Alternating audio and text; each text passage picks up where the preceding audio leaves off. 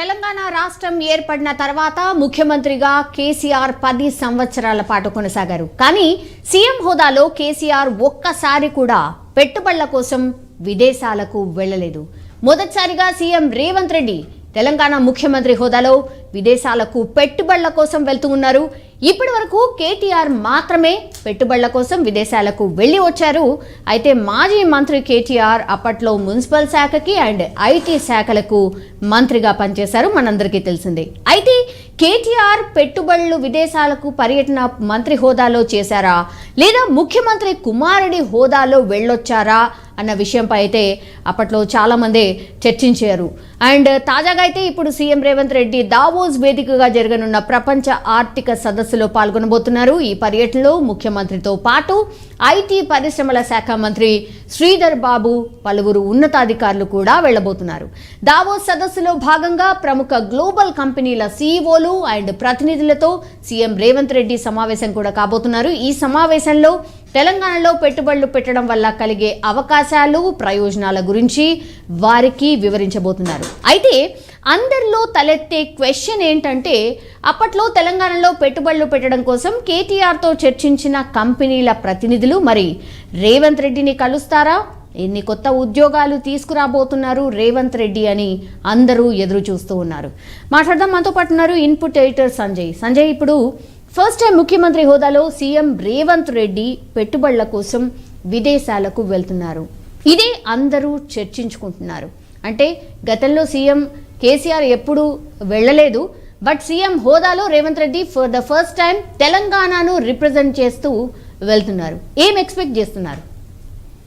సౌమ్య, మనం అనుకున్నట్టు ఇది వాస్తవం. ఎందుకంటే తెలంగాణ ఏర్పడి 10 సంవత్సరాలు దాటింది.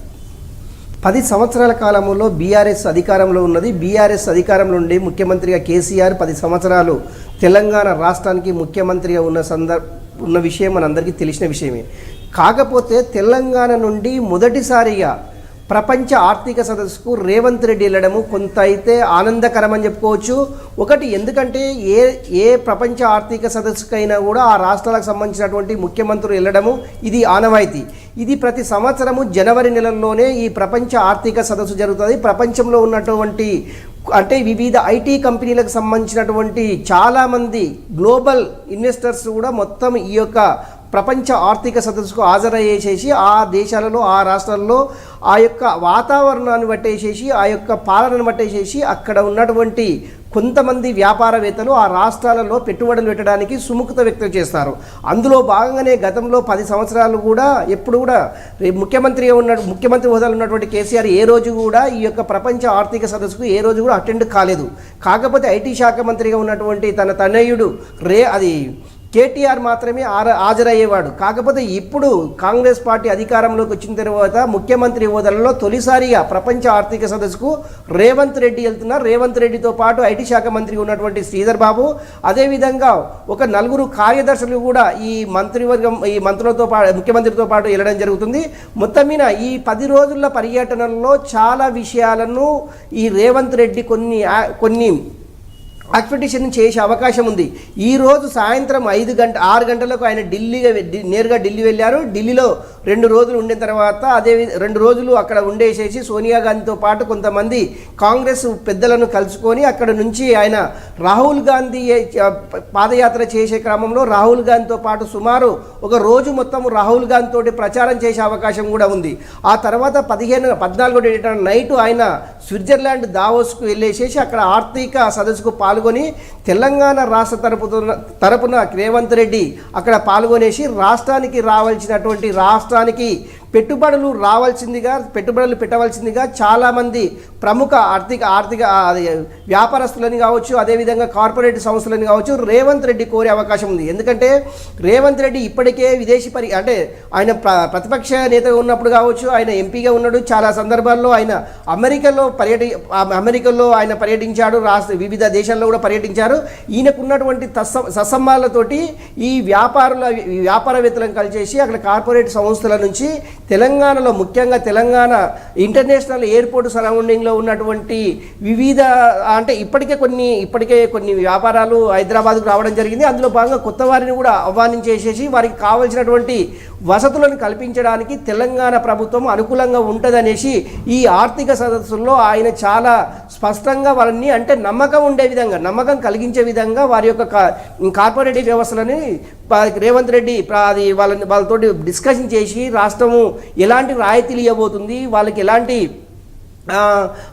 ట్యాక్స్ అది అంటే మినహాయింపు చేయబోతుందని ఇవన్నిటినీ కులంకుశంగా చర్చించేసేసి ఎందుకంటే కొంత ఎంఓయూలు కుదుర్చుకునే అవకాశం కూడా లేకపోలేదు. ఎందుకంటే గతంలో కేటీఆర్తోనే అది ఐటీ కార్యదర్శిగా పనిచేసినటువంటి జయేష్ రంజన్కు దీనిపైన పూర్తి అవగాహన ఉంది. ఎందుకంటే 10 సంవత్సరాల కాదు ప్రతి సంవత్సరమైన జనవరి నెలలో పోవడము అంటే ఓన్లీ ప్రపంచ ఆర్థిక సదస్సుకే కాదు చాలా సదస్సులకు సంబంధించినటువంటి కేటీఆర్ వెంటనే 24/7 లాగా జయేష్ రంజన్ ఉండేవాడు. ఇప్పుడు ముఖ్యమంత్రి జయేష్ రంజన్ కూడా వెళ్తుండే కనుక వీటన్నిటిపైన ఇంకా కులంకుశ అంటే అప్పుడున్నటువంటి పారిశ్రామికవేత్తలు కావచ్చు, ఇప్పుడు కలవబోయేటటువంటి పారిశ్రామికవేత్తలు కలవడము చాలా ఈజీ కనుకనే జేఎస్ రంజన్ని అదే స్థానంలో ఉంచుకొని అదే హోదాలో ఉంచుకొని ఇప్పుడు ముఖ్యమంత్రితో పాటు తీసుకెళ్లడం జరుగుతుంది. ఇందులో భాగంగా ఏంటంటే వ్యాపారాలు పెట్టుబడులు పెట్టడానికి ఈజీ ఉంటుందనే ఉద్దేశంతో రేవంత్ రెడ్డి ప్రపంచ ఆర్థిక సదస్సుకు వెళ్తున్నారని చెప్పుకోవచ్చు. సౌమ్య.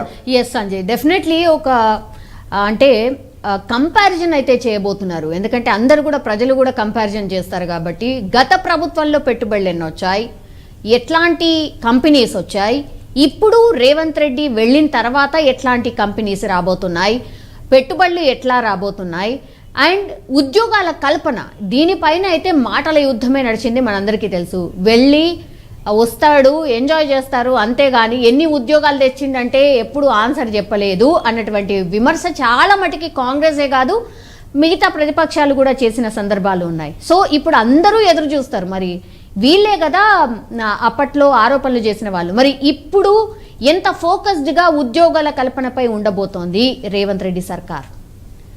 స్వామి, ఒకటి ఉద్యోగ అవకాశాల కల్పన అనేది అంత ఈజీ ప్రాసెస్ కాదు. ఎందుకంటే విదేశీయులు మన రాష్ట్రంలో పెట్టుబడులు పెట్టాలి, దాన్ని సక్సెస్ చేయాలి, దాని ప్రాసెస్ చాలా టైం బాండ్. అది ఒక 1 ఇయర్లోనో 2 ఇయర్స్లోనో 3 ఇయర్స్లోనే ప్రపోజల్ కాదు. ఎందుకంటే వాళ్ళకి ఇక్కడ ఈ రాష్ట్ర ప్రభుత్వము వాళ్ళు పెట్టుబడులు పెడితే ఈ రాష్ట్ర ప్రభుత్వం వాళ్ళకు ఎలాంటి వెసులుబాటు కల్పిస్తుంది, ట్యాక్స్ కానివ్వండి, వాళ్ళకు ల్యాండ్స్ కానివ్వండి, వాళ్ళకు అనుకూలమైనటువంటి ప్రభుత్వాలు ఉండాలి. ఎందుకంటే ప్రభుత్వాలు పదే చేంజ్ అయ్యే ప్రభుత్వాలు ఉండడం వల్ల ఏంటంటే ఇన్వెస్టర్స్ వీటిపైన ఆ రాష్ట్రాలపైనటువంటి నమ్మకం ఉండదు.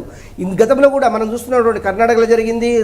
కర్ణాటకకు సంబంధించినటువంటి అప్పుడు యడ్యూరప్ప కూడా ఈ యొక్క ప్రపంచ ఆర్థిక సదస్సుకు వెళ్ళేసేసి ఇప్పటి వరకు కూడా అప్పటి వరకు కూడా కర్ణాటకకు సంబంధించినటువంటి ఎలాంటి అంటే పెట్టుబడిదారులు పెట్టించలేని అది పరిస్థితి ఏర్పడదు. ఎందుకంటే ఆ వ్యక్తి పైన నమ్మకం ఉండాలి. ఫస్ట్ ముఖ్యమంత్రి హోదాలో ఉండేటటువంటి వ్యక్తులపైన ఫస్ట్ నమ్మకం ఏర్పడాలి.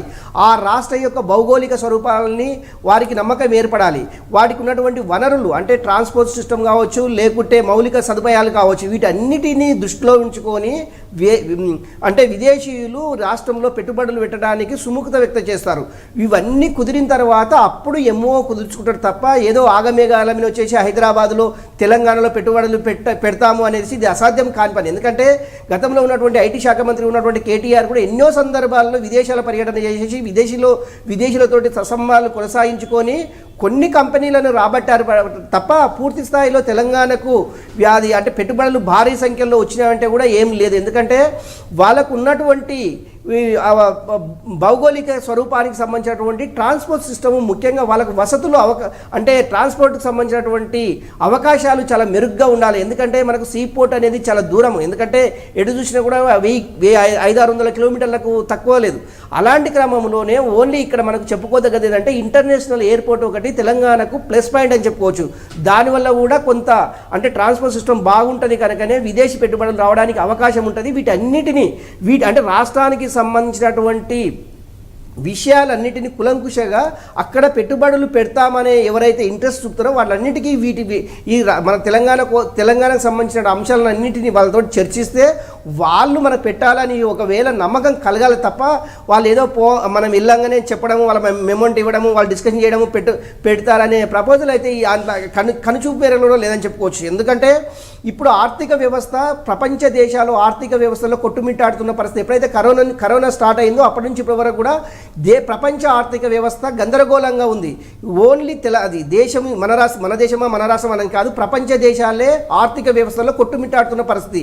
అలాంటి క్రమంలోనే తెలంగాణకు పెట్టుబడులు రాబట్టడం అంత ఈ ఆశమైన అది అంత ఈజీ కాదని చెప్పుకోవచ్చు. అందులో భాగంగా ఇప్పుడు రేపు 15వ డేట్ నాడు రేవంత్ రెడ్డి ప్రపంచ ఆర్థిక సదస్సులో ఏం ప్రసంగిస్తారు, ప్రపంచ దేశాల్లో వచ్చినటువంటి ఆర్థికవేత్తలను ఏ విధంగా ఆయన మోటివేట్ చేయగలుగుతాడు, ఆయన అసలు తెలంగాణ మోటో ఏంది, ఇవన్నీ వాళ్ళు కులంకషంగా చర్చించిన తర్వాతనే పెట్టుబడులకు సంబంధించిన అంశము చర్చకు వచ్చే అవకాశం ఉంది.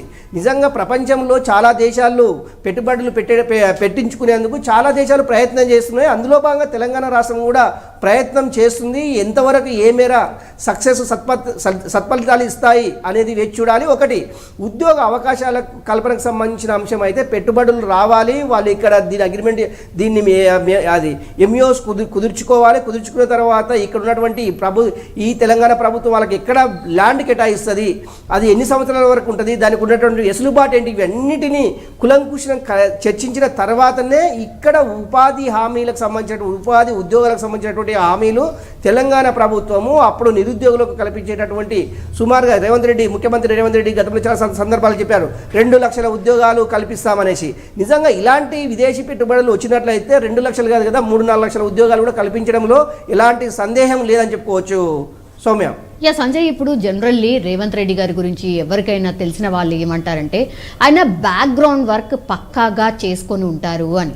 సో ముఖ్యమంత్రి అయిన తర్వాత ఏమేం చేయాలి అనేది డెఫినెట్లీ ఒకటి బ్యాక్గ్రౌండ్ వర్క్ అయితే చేసుకొని ఉన్నారు. మనం సమీక్షలు కావచ్చు, లేదంటే ఆదేశాలు ఇస్తున్న తీరు కావచ్చు, మనం అబ్జర్వ్ చేస్తూనే ఉన్నాం. సో విదేశీ పర్యటనకు వెళ్ళినప్పుడు కూడా డెఫినెట్లీ ఒక బ్యాక్గ్రౌండ్ వర్క్ అయితే చేసుకొని ఉంటారు. సో అది ఇంప్లిమెంటేషన్ ఎంత వరకు చేయబోతున్నారు అండ్ ఎంత వరకు సక్సెస్ అయ్యే అవకాశం కనిపిస్తుంది సంజయ్?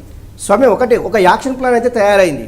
ఏంటి అంటే ప్రపంచ ఆర్థిక సదస్సుల్లో ఎవరెవరిని కలవాలి ఫస్ట్ అంటే ముఖ్యంగా హైదరాబాదులో ఇన్వెస్ట్ చేయాలని ఇంట్రెస్ట్ ఎలాంటి కంపెనీలకు ఉంది, ఎలాంటి ఇన్వెస్టర్స్ ఉంది అనేసి ఫస్ట్ వీళ్ళు ఐడెంటిఫికేషన్ చేసిన తర్వాత ఎవరైతే ఇంట్రెస్ట్ చూపిస్తారో ముందుగా వాళ్ళని కలిసి వాళ్ళతోటి డిస్కషన్ చేసి, ఎందుకంటే మనకు చాలా కొంత ఎక్స్పీరియన్స్ అంటే గతంలో చాలా ఈ 10 సంవత్సరాల కాలంలో చాలా సందర్భాల్లో విదేశీ పర్యటనలో ఉన్నటువంటి ఐఏఎస్ అధికారి జయేష్ రంజన్కు దీనిపైన పూర్తి గ్రిప్ ఉంది. అందులో భాగంగానే రేపు ముఖ్యమంత్రి వెళ్ళేటటువంటి వ్యక్తుల్లో జయేష్ రంజన్ కూడా ఒక పర్సన్ కనుక రేపు పెట్టుబడిదారులతో మాట్లాడడానికి కానీ వాళ్ళతో డిస్కషన్ చేసే విషయం ఏదైనా ఉంది అంటే ఈ కొద్దిగా ఈజీ అయ్యే అవకాశం ఉంది. ఇంకొకటి ఏంటంటే రేవంత్ రెడ్డికి ఇప్పటికీ విదేశాల్లో చాలా సందర్భాల్లో ఆయన చాలా ప్రోగ్రాంలలో పార్టిసిపేట్ చేయడం జరిగింది. ఆయన ప్రతిపక్ష నేత ఉన్నటువంటి చాలా కంట్రీలలో పార్టిసిపేట్ చేయడం జరిగింది. ఈయనకు చాలా అంటే ఇన్వెస్టర్లతో పెట్టుబడిదారీ వ్యవస్థలతోటి రేవంత్ రెడ్డికి ఉన్నటువంటి పరిచయాలు చాలా అమోఘం అని చెప్పుకోవచ్చు. అందులో భాగంగానే విదేశీ పెట్టుబడులు తెలంగాణకు రాబట్టుకోవడానికి రేవంత్ రెడ్డి కృషి ఫలిస్తుందనేసి మనం అనుకోవచ్చు. ఎందుకంటే రేవంత్ రెడ్డికి ఉన్నటువంటి యాక్సెస్ అలాంటిది. ఎందుకంటే అమెరికా, ఆస్ట్రేలియా, స్విట్జర్లాండ్, బ్రిటన్ ఇలాంటి అంటే పెద్ద పెద్ద దేశాలకు సంబంధించినటువంటి పారిశ్రామికవేత్తలు కావచ్చు, అదేవిధంగా కార్పొరేట్ సంస్థలకు సంబంధించినటువంటి సిఇఓలు కావచ్చు, ఎవరేమైనా ఇవి రేవంత్ రెడ్డికి చాలా దగ్గర సంబంధాలు ఉంటాయి అనేసి చాలా సందర్భాల్లో మనం చెప్పుకున్నటువంటి అంశం. ఇప్పటికి కూడా ఆక్స్ఫర్డ్ యూనివర్సిటీకి సంబంధించినటువంటి వాళ్ళు కావచ్చు, రకరకాల విదేశీకి సంబంధించినటువంటి యూనివర్సిటీ వ్యక్తులు కావచ్చు, రేవంత్ రెడ్డి ముఖ్యమంత్రి అయిన తర్వాత రెగ్యులర్గా విదేశీకి సంబంధించినటువంటి వ్యక్తులు కలుస్తూ వాళ్ళకు ఉన్నటువంటి వెసులుబాటు తెలంగాణలో మేము ఎలాంటి సేవా కార్యక్రమాలు ఇక్కడ చేయాలి, ఎలాంటి ఇన్వెస్టర్స్ ఇక్కడ చేయాలి అనేసి ఆల్రెడీ ఇక్కడ ప్రపోజల్స్ వస్తున్నాయి. వాళ్ళకి సంబంధించినటువంటి డిస్కషన్ ఈ వారం రోజుల నుండి విదేశాలకు సంబంధించినటువంటి వ్యక్తులతోటి రేవంత్ రెడ్డి బిజీగా గడపడం జరిగింది.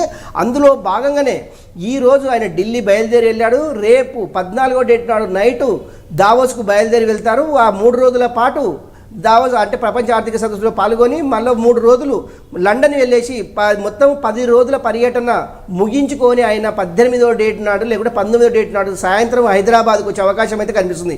మొత్తం మీద ఈ 10 రోజుల పర్యటనలో రేవంత్ రెడ్డి ఢిల్లీలో ఒక 2 రోజులు, తర్వాత 8 రోజులు విదేశీ పర్యటనలో ఉంటారని చెప్పుకోవడం